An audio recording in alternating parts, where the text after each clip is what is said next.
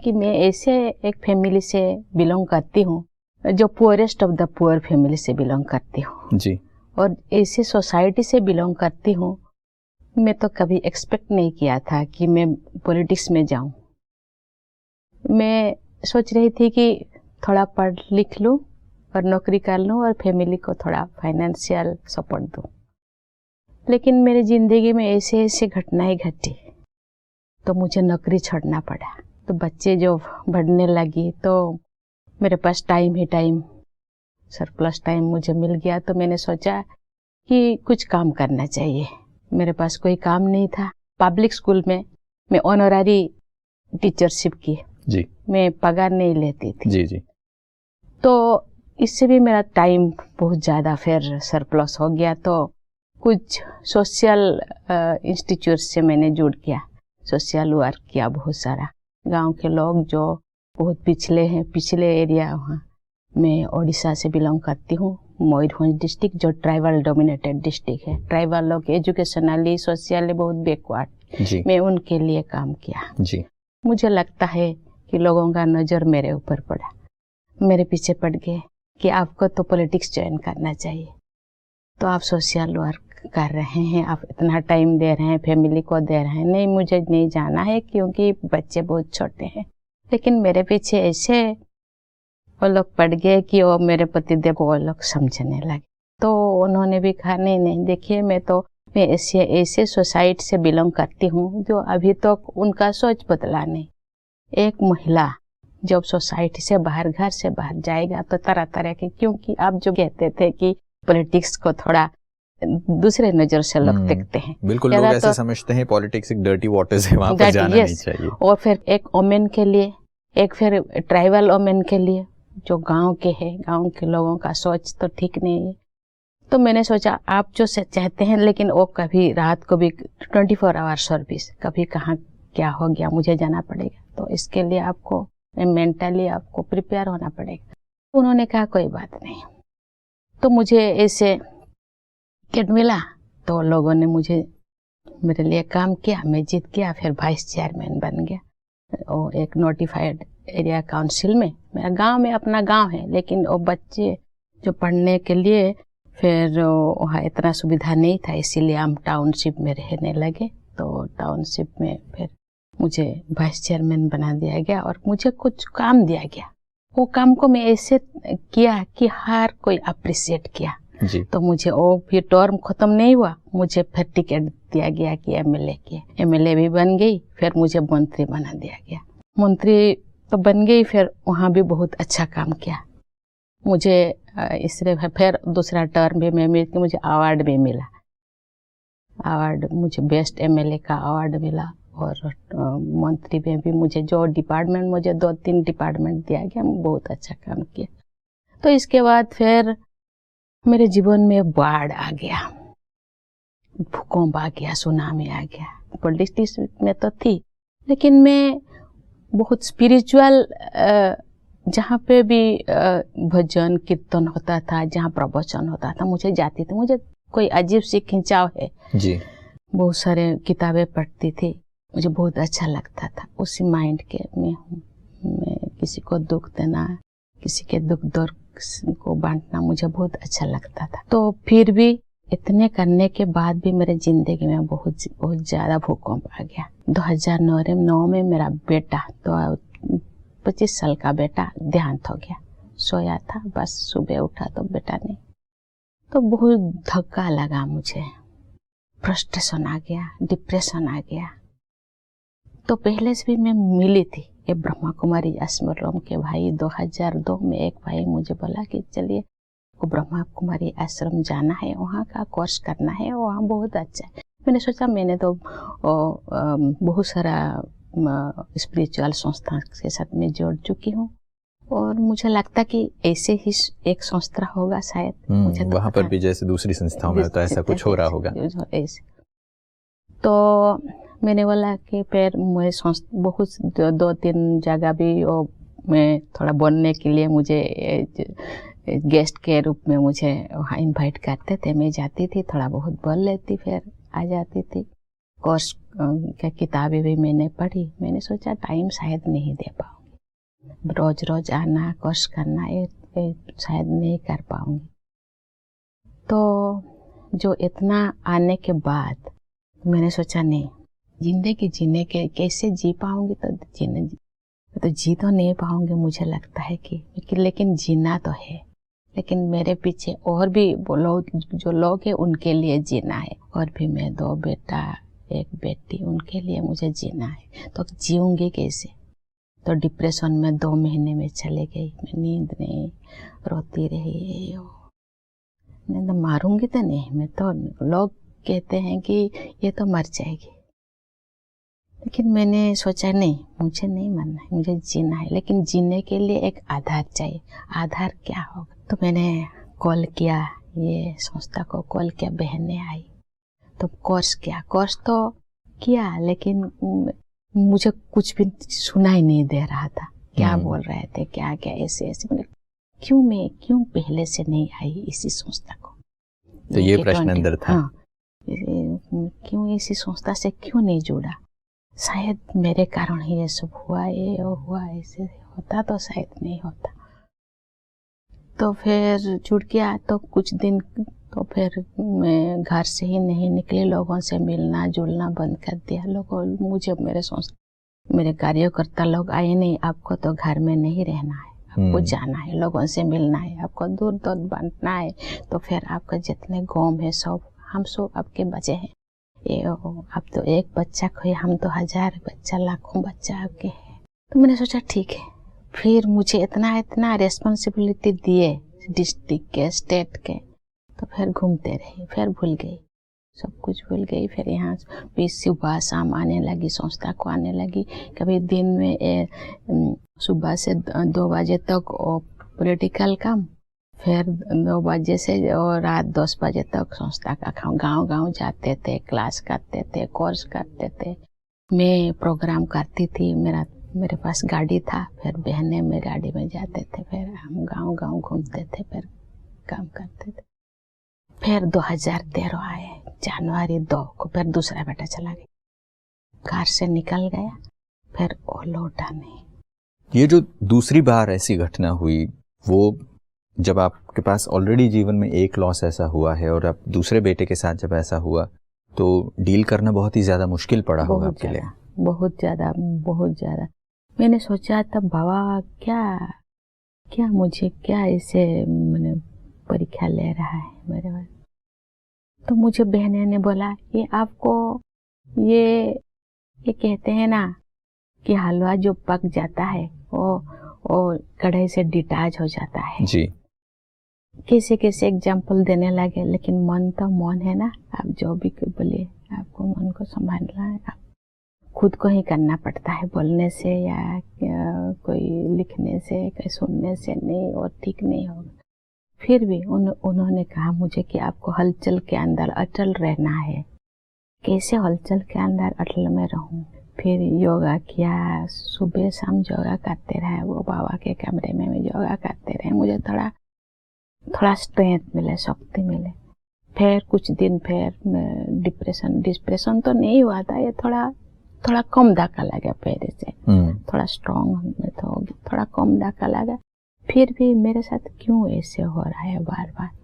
तो मेरा जो पति देव थे वो थोड़ा इतना मेरे जैसा इतना स्ट्रॉन्ग नहीं है, वो अब आहिस्ता आहिस्ता वो थोड़ा उनका वो डिप्रेशन लगा उनका वो इसके बाद फिर मेरे से छोटा भाई वो भी चले गए, मेरे माता जी चली गई। मेरे दूसरा बेटा जाने के बाद 1 महीने के अंदर वो 3 आत्मा चले गए, जो नियर एंड डियर। फिर ऐसे हम रहने लगे। मैं काम करने लगी, गांव घूमने लगी। फिर भी योगा वो करने लगी। फिर भी मैंने सोचा मैं थोड़ा उसको भूलने के लिए कोशिश करती थी। फिर इसके बाद मेरा लास्ट ईयर 2014 में, बेटा का 2013 में देहांत हो गया, 2014 मेरा पतिदेव चले गए। बेटी को मैंने बोला तुम भी ब्रह्मा कुमारी आश्रम जाओ, जिंदगी का कोई भरोसा नहीं, सांस मुझे लगता है मेरा जो सांसों का खजाना है मुझे लगता है कभी भी चले। कहा तो आपको क्या मिला शादी करके, वहां जाके आपको तो कुछ नहीं, आप तो ब्रह्मा कुमारी आश्रम जाते हैं, आपको क्या मिलता है? मुझे जो मिला है मुझे पता है, आपको भी मिलेगा। अभी आए और नहीं आई तो शादी कर लो। उन्होंने कहा मैं शादी भी नहीं करूँ। तो क्या करोगे, मेरे पीछे में चुप चली जाऊंगी तो तुम तो अकेले पड़ जाओगी। तो बहुत भी समझाने के बाद उनको मैं शादी करवा दिया और नौकरी कर रही। तो मैं इसे सेवा करने लगी। अभी तक भी जितने तक मुझे ये गवर्नर पोस्ट नहीं मिल रहा था, मैं गांव घूमने लगी, लोगों को सेवा करने लगी। जो लोग ऐसे वहाँ के लोग का जो लाइफस्टाइल, खाना पीना ये वो XYZ, उसमें वो मस्त रहते हैं। उनको मैंने बोली कि देखिए ऐसे नहीं करना चाहिए, वो करना चाहिए। तो कुछ लोग तो बदल गए हैं। इसके बाद मैंने लैंडेड प्रॉपर्टी मेरे पतिदेव का बहुत ज़्यादा है, मैंने बहनों को दे दिया। घर गांव में जो घर है, बहनों को बोले कि तुम गाँव यहीं पे रह कर के लोगों का सेवा करो। फिर मेरा भाई, एक भाई है, उनको मेरे पास बुला लिया। उनको मैंने बोली कि चलो तुम्हारे घर भी दे दो, ब्रह्मा को वो भी दे दी। अभी अपना घर जो टाउन पे है वहाँ मेरे भाभी रहती है अकेला। तो अभी फिर उसको भी हम सोचते हैं कि ब्रह्मा कुमारी को हम दे देंगे, क्योंकि मुझे लगता है ये ही ठीक रहेगा। तो लोग कहते हैं कि मुझे एक दिन ऐसे न्यूज आया कि नहीं, आपको तो वो लोग गवर्नर बनाने के लिए सोच रहे हैं। मैंने क्यों, ऐसे गवर्नर में बन गई। लोग मुझे पूछने लगे, जितने भी न्यूज वाले सब पूछने लगे कौन सिफारिश के। मतलब मेरे लिए सिफारिश करने के लिए कोई नहीं, मैं अप्लाई भी नहीं किया और मैं किसी को बोला भी नहीं। मुझे पता नहीं कौन मुझे गवर्नर बना दिया। मुझे लगता है कि बाबा ही शायद सिफारिश करने वाला है, क्योंकि मैं ऐसे हूँ कि मेरे लिए बोलने वाला कोई नहीं। ये जो आपकी जीवन की कहानी है, जब इसे सुनते हैं तो मैं समझता हूँ हमारे दर्शकों को भी ये बिलीव करने के लिए बहुत ही मुश्किल सी जैसी कहानी लगती है। वो इसलिए क्योंकि एक ऐसे बैकग्राउंड से आना जहाँ पर इतना स्ट्रगल किया हो, ट्राइबल बैकग्राउंड से आना जहाँ पर इतनी सारी फैसिलिटीज़ ना हो, फिर भी लोगों की सेवा करते हुए आगे बढ़ना है। जीवन में इतने सारे पर्सनल लॉसेस होने के बावजूद, इतने जीवन में नुकसान होने के बावजूद भी लोगों की सेवा के प्रति समर्पणता रखना, अपने अंदर एक बहुत ही ज़्यादा शक्तिशाली व्यक्ति ही कर सकता है। अगर वो आंतरिक बल ना हो तो शायद ही इसे कोई कर सकता है। नहीं, मैंने सोचा कि देखिए बैठने से तरह तरह की याद आएगा। मैं एंगेज होना चाहती हूँ। एंगेज मीन्स भगवान के दया से मेरे पास खाने के लिए है, रहने के लिए है। तो इसीलिए मेरे पास जो टाइम है, टाइम ही बहुत ज़्यादा है, वो फिर मैं देना चाहती हूँ। कहाँ दूँ? मैं तो अर्निंग करने का जरूरत नहीं है, कुछ तो खाने के लिए है। अभी एज हो गया है, 2 रोटी खाना है, बस हो गया। 2 रोटी के लिए और तो कुछ कमाना नहीं। इसलिए मुझे देना है, सोसाइटी को देना है। जो लोग ऐसे मेरे जैसा बहुत सारे ऐसे प्रॉब्लम्स में, मुझे तो थोड़ा बहुत खाने को मिल रहा है, लेकिन जो लोगों को कुछ भी नहीं, उनके लिए कुछ करना, उनके लिए जीना है, उनके लिए मुझे कुछ करना है। बिल्कुल, हिंदी में कहा जाता है कि वह जीना भी क्या जीना है जो खुद के लिए और मर जाए जो। यह राजयोग अमृत घोलो औरों का भला हो जाने दो। जब हम दूसरों की भलाई के बारे में सोचते हैं, दूसरों के लिए जब कुछ करने के बारे में सोचते हैं, तो मैं समझता हूँ हमारा जीवन एक उदाहरण बन जाता है। जैसा आपका जीवन आज है, बहुतों के लिए प्रेरणादायी है। ये आपके जीवन से संबंधित घटनाओं के साथ मैं एक प्रश्न ये पूछना चाहता हूँ कि आध्यात्मिकता आपको कितना बल देती है? आज के समय में जो हमारे दर्शक हैं, उनको आप क्या कहना चाहेंगे कि आध्यात्मिकता कितना जरूरी है? देखिए, आज मैं आपके सामने 2 शब्द जो बोलने के लिए मुझे जो ताकत है, आध्यात्मिकता का ही बोलते, क्योंकि मैं शायद कुछ बोलने से कोई शायद समझेंगे या नहीं, मुझे पता नहीं, लेकिन लोग कहते हैं आप कैसे 3:30 बजे उठ जाते हैं, आप कैसे मैनेज करते हो? वो कहते हैं अच्छा गवर्नर मैडम क्या कर रहे हैं दिन भर, कैसे वो टाइम पास कर रहे हैं। मैंने बोला देखिए, कभी कभी मुझे शरीर थोड़ा खराब लगता है तो नींद आ जाता है, तो फिर भी मुझे कोई बोलता है कि तुमको उठता है 3:30 बजे, 3:30 बजे कोई मुझे बोलता है उठो। लोग कहते हैं आपका एज हो गया, एज होने से कहते हैं कि नींद नहीं आता मुझे, लेकिन 9:30 बजे 10 बजे नींद अपने आप आ जाता है। कुछ कहाँ भी जाती हूँ, कोई भी सब्जेक्ट मुझे दे देते हैं, मैं बोल लेती हूँ। मैं इतना पढ़ाई लिखाई नहीं हूँ, जो जस्ट मैंने ग्रेजुएट ही किया है, लेकिन मुझे पता नहीं ये जो बॉल है आध्यात्मिक बॉल जरूर मुझे कुछ देता है। मैं तो यही विश्वास करती हूँ, मुझे ये तो विश्वास के ऊपर निर्भर करे, वो विश्वास करेंगे या नहीं मुझे पता नहीं, लेकिन मैं खुद के ऊपर, भगवान के ऊपर और परमात्मा के ऊपर मुझे बहुत विश्वास है। शायद अगर ये विश्वास बना रहे तो जीवन में बहुत सारी चीज़ें आसानी से हो सकती हैं। और आपका जीवन वो उदाहरण रहा है कि भाई जहाँ लोगों की सेवा करते करते जब आप चीज़ें करते हैं, निस्वार्थ भावना से जब करते हैं, अपने नुकसान को किनारा करके, भले जो नुकसान हो गया उसके बारे में ज़्यादा समय न देते हुए जब दूसरों की सेवा में आप अपने आप को लगाते हैं, ईश्वर के साथ को अपने साथ रखते हैं, अपने सही पहचान को समझते हैं, तो शायद तब आप उन्नति की सीढ़ी पर पहुंचते हैं, आप एक ऐसे शिखर पर पहुंचते हैं। आज आप झारखंड राज्य के महामहिम राज्यपाल हैं और आप के इस पोजीशन पर पहुंचते ही बहुत सारे लोग आपसे बहुत सारी अपेक्षाएं करते हैं। आखिरी प्रश्न मैं आपसे ये पूछना चाहूँगा, मैं प्रश्न से ज़्यादा एक मैसेज आपसे लेना चाहूँगा कि बहुत सारी ऐसी बच्चियाँ हैं, लड़कियाँ हैं जो शोषण के शिकार हैं, उनको इक्वल अपॉर्चुनिटीज़ नहीं मिलती, उनको वो प्लेटफॉर्म नहीं मिलता आगे बढ़ने के लिए हो, लड़कियां हैं इसलिए।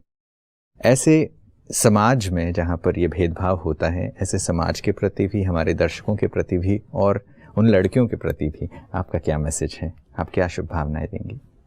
देखिए, आज गवर्नमेंट, एक दिन था जो गवर्नमेंट भी नज़रअंदाज करते थे, लेकिन आज गवर्नमेंट लड़कियों के लिए इतने सुविधाएं दी है, लेकिन अवेयरनेस की जरूरत है, लड़की को जानकारी की जरूरत है।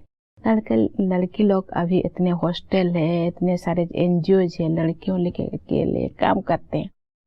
आज भी जो झारखंड में हूँ, आज भी लड़की को छोटेपन में ही शादी कर देते हैं, लेकिन कुछ लड़की लोग भाग जाते हैं और हॉस्टल में रहने लगते हैं, क्योंकि वो मेंटली और स्ट्रांग होने की ज़रूरत है, अवेयरनेस की ज़रूरत है, जानकारी की ज़रूरत है। इसीलिए अपने आप को कभी छोटा मत समझना, इक्वल समझना है।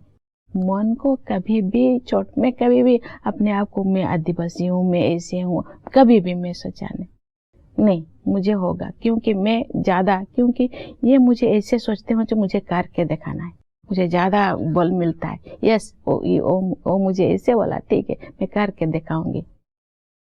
तो कभी भी हिम्मत नहीं हारनी, वो जुनून होना चाहिए, जुनून होना चाहिए, जुनून होना चाहिए। अगर वो कर लें कि भले कोई कितनी भी कठिनाई आए, ये उसे एक चैलेंज के रूप में लेकर से कंप्लीट करना चाहिए। बिल्कुल।